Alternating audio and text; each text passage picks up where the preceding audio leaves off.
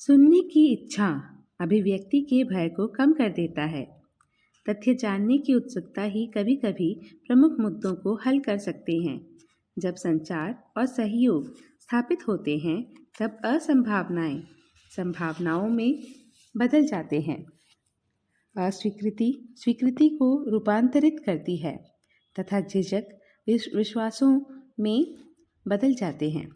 मौजूदा संचार क्षेत्र में प्रमुख संचार बाधाओं को पहचानने तथा उसी से निपटने के प्रयास किए जाने की आवश्यकता होती है। हम में से बहुत से लोग अपनी भावनाओं को व्यक्त करने में संकोच करते हैं। अकथनीय भावनाओं से किसी को कुछ प्राप्य नहीं होता है। मैं कई माता पिता को जानता हूँ जो अपने बच्चों को हद से ज़्यादा लाड प्यार करने में संकोच करते हैं। सोचते हैं कि ऐसे भाव उन्हें नष्ट कर देंगे। अकथनीय भावनाओं से दुख के अलावा और कुछ नहीं मिलता। हम में से कईयों को दूसरों से सहयोग की उम्मीद होती है, किंतु साथ ही उनके विचारों का शायद ही कोई मोल करते हैं।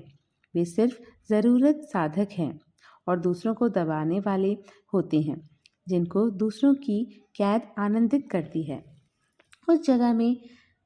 उस जगह से सहकारिता की उम्मीद नहीं की जा सकती, जहाँ पर सारा ध्यान आज़ादी की अपेक्षा कैद करने में होता है। आपसी सम्मान सहयोग की कुंजी है तथा ऐसा तभी संभव होगा जब लोग दूसरों को वैसे ही स्वीकार करेंगे जैसे कि वे हैं।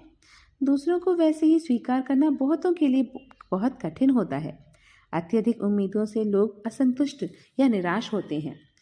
एक सहकारी मानसिकता दूसरों को स्वीकार करने तथा सम्मान करने के लिए लोगों को तैयार करती है, ताकि वे प्रतिकूल परिस्थितियों में भी कई संभावनाएं पा सकें। आइए देखें कि हम एक सहकारी मानसिकता को कैसे प्राप्त कर सकते हैं। सहयोग बढ़ाने हेतु युक्तियाँ। विश्वास कीजिए, हठ एक शक्ति नहीं अपितु विकलांगता है। मैंने कई तथाकथित ऊंचे घराने के लोगों को अपने चारों ओर आम लोगों की सहायता से परहेज करते देखा है।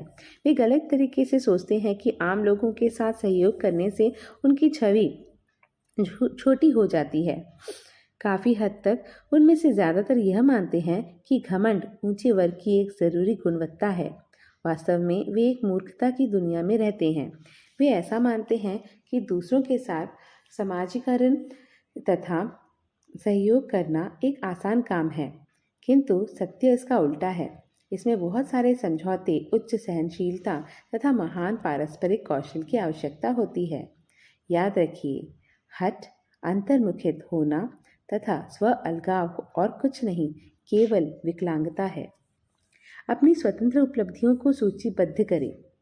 जिन लोगों को दूसरों के साथ सहयोग करना कठिन लगता है, वे यह साधारण लेकिन प्रभावी 4 चरणीय व्यायाम कर सकते हैं।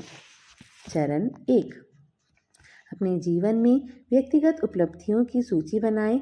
यह स्कूल या कॉलेज की परीक्षाओं में आपकी उपलब्धियां, खेलों की गतिविधियां, प्रेम में जीत, विवाह, जमीन की खरीदी, घर या आपकी पसंदीदा कार, किताबें, लिखना या कोई अन्य वस्तु हो सकती है। चरण 2, अपने द्वारा प्राप्त की गई उपलब्धियों को उपरोक्त सूची से बिना किसी सहायता के अलग करें। संभवतः आपको इनमें से किसी की पहचान करना मुश्किल हो सकता है। चिंतित न होइए, यह इंगित करता है कि आप अपने आकलन में ईमानदार हैं, क्योंकि शायद ही कोई व्यक्ति बिना किसी के समर्थन के कुछ हासिल कर सकता है। चरण 3, अब उपरोक्त निर्दिष्ट के साथ प्रत्येक उपलब्धि के संबंध में एक पूरा अनुच्छेद निर्धारित करें।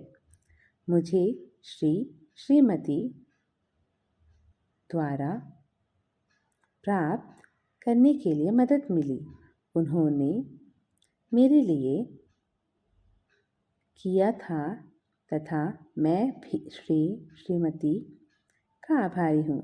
सुनिश्चित करें कि आप प्रत्येक उपलब्धि के लिए समान वाक्यों को पूरा करते हैं जो आपको पहचानते हैं और उस व्यक्ति के नाम को याद रखते हैं जिसने आपको प्रत्येक मामले में आपकी मदद की और इस प्रकार की मदद के अनुसार विस्तारित किया। चरण 4, चरण 3 में किए गए प्रत्येक गद्य को कम से कम हर दिन में कुछ समय के लिए जोर से पढ़ें। मुझे यकीन है कि आप अधिक आराम महसूस करेंगे तथा कृतज्ञता के बढ़ते दृष्टिकोण को देखेंगे। आप महसूस करेंगे कि आप उन समान लोगों या आसपास के लोगों तक पहुँचें। भूलने का अभ्यास करें। लोग त्रुटियां, गलतियां और उल्लंघन करते हैं। उन्हें पूरी तरह से दूर करना कठिन है। चूंकि त्रुटियां, गलतियां तथा उल्लंघन घटनाओं, परिस्थितियों एवं भावनाओं के उत्पाद हो सकते हैं तथा किसी के द्वारा भी दोहराया जा सकता है। दूसरों की गलतियों को लंबे समय तक ध्यान में रखते हुए उन्हें किसी भी आगे के सहयोग से अलग कर देना एक अस्थायी समाधान हो सकता है, किंतु स्थायी नहीं। इस तरह की प्रवृत्ति आत्मविरंजन तथा अस्वीकृति के अलावा कुछ भी नहीं पाएगी। सहयोग को बढ़ाने के लिए हमें लोगों को अपनी गलतियों के लिए क्षमा करने की कला का अभ्यास करना होगा। क्षमा करना ना भूलें, क्योंकि माफ करना महान हृदयों की गुणवत्ता है। वास्तव में आप कब तक लोगों से नफरत कर सकते हैं? आप उनसे कितने समय तक अलग हो सकते हैं? हमें नफरत और जुदाई के लिए समय बर्बाद कर हमारे आशाजनक जीवन काल को खराब नहीं करना चाहिए, क्योंकि ज़िंदगी बहुत छोटी है। किसी भी समय हम जीवन के मंच से बाहर हो सकते हैं और एक पुनः प्रयास करना संभव नहीं हो सकता।